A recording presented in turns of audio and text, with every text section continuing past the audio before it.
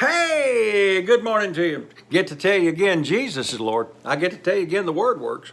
I get to tell you again, God's on my side. I get to tell you, He that's within me is greater than he that's within the world. I get to tell you that we win. You know, I've read the end of the book. We win.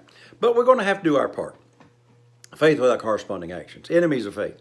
One of the enemies of faith is you don't do nothing with what you've heard and what you believe, what you received, but you won't do anything. You won't act on it. I'll give you for instance on that. I mean, I fell in love. I was 13 years old when I saw the cutest thing I'd ever seen in my life. I mean, dear Lord, she walked in the band room in the 7th grade, and I thought, whoo, man. And I told the guy next to me, I said, I'm going to marry her. See, it came out of my mouth right then. Well, then I chased her all the way through high school.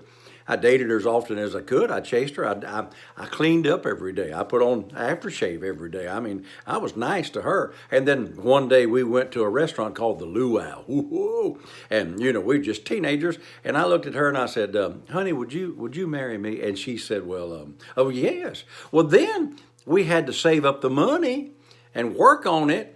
Because we were so young, our parents didn't want to help us a whole lot, and that was okay, I understand that. And then we got married. I had to act on it, and I thought to myself, I dreamed about it for 4 or 5 years after I met her.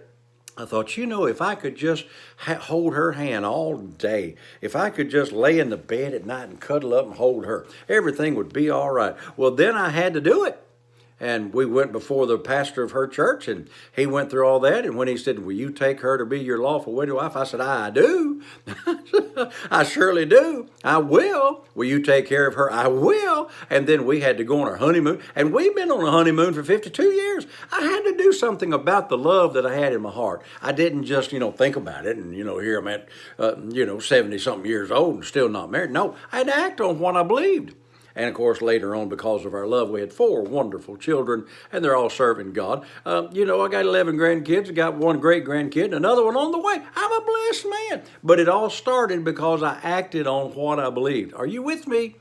If you believe the Word of God, then you're going to have to do what it says. And sometimes some of the things it tells you to do is a little bit foolish. I love the story where Naaman, the leper, had come down to receive his healing, and the prophet didn't come out and do anything. He just said, go dip yourself in the Jordan, 7 times, and your flesh will come clean. And he got mad. What?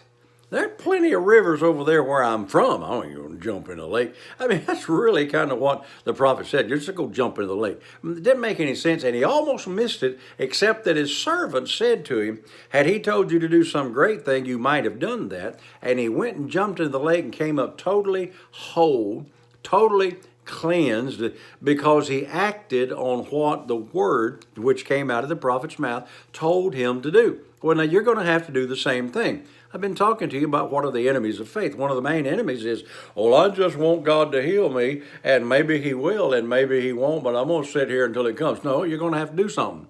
You're going to have to get up out of the bed. You're going to have to put some corresponding actions with it, however that you got to do it. The point I'm trying to get is if the Word says it, which it does, and the Word is the trump card to whatever the devil's been trying to do, you're going to have to do your part. There's times that, Pat and I have been married 52 years. We're in love. We're having a good time. But there's times that she just doesn't do what I want her to do. It just seems like she didn't care. And one time I went to the Lord. I said, Lord, it doesn't seem like that she cares, and I want you to change her. And the Lord said to me, change you. I said, what? No, she's the one with the problem, not me. I'm perfect here. I got everything going. He said, change you. I said, what do you mean by that? He said, love her. Love her in the midst of that. Plant good seeds toward her. Confess good things about her. Quit griping about her and praising God to me for her. And I started planting the right kind of seed, and I started receiving. I've done the same thing in my financial situation. Lord, I'm broke. What am I going to do? Dear God. And God said, go sow some seed. I said, what? Sow some seed. Are you a tither? Are you a giver? Sow seed. Well, but you don't understand. I don't have enough money to buy groceries. Well, what do you have? Well, I got $5.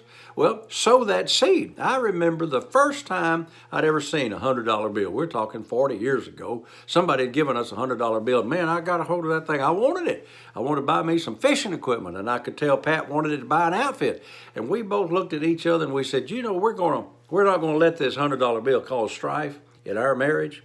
We put that thing, wrapped it up in some paper and taped it up in there. We sent that thing to Kenneth Copeland because we knew that sowing the seed was a whole lot better than the strife that we was about to be in, and we wasn't going to be able to release our faith anyway if we didn't have seed in the ground. So what I'm saying is, if you believe what the Word says, act on what the Word says.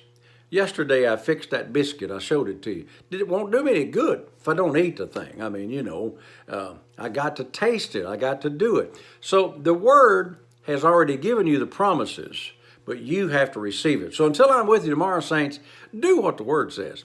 Act on the Word, and when you do, you'll start walking in the miraculous because that's what opens the door to it. So have a great day, be blessed, and remember all day long, Jesus is Lord. Thank God. Hey, the Word works.